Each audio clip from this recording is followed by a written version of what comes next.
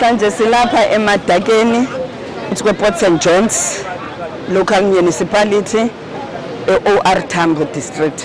Sizonikeza i-co-ops ezilobayo ezazifumene i-permits kwi-National Department of Forest and Fisheries. Kodwa ke babe besokola ngezixhobo zokusebenza. Ngoku sibaphathele ezo zixhobo ezifo zezalapha OR Tambo enye yase Alfred Nzo esiye sazibonelela kulo nyaka mali udlulileyo.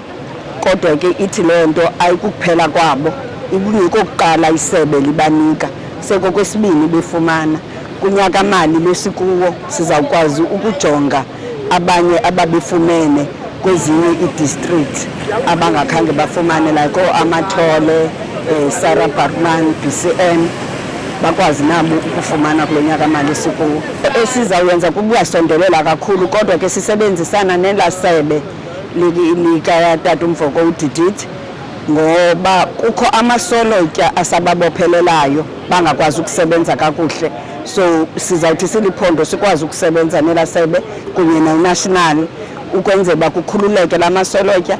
Yaye sibathembisile abantu abalobi apha ukuba silisebe siza kubancedisa ukujonga ezi contracts bangena kuzo, ngoba ufumanise bezi contract baye bazisayina nabantu abazithathayo bezithengisa kumarket zibenza bashiyeke bengekabunandi.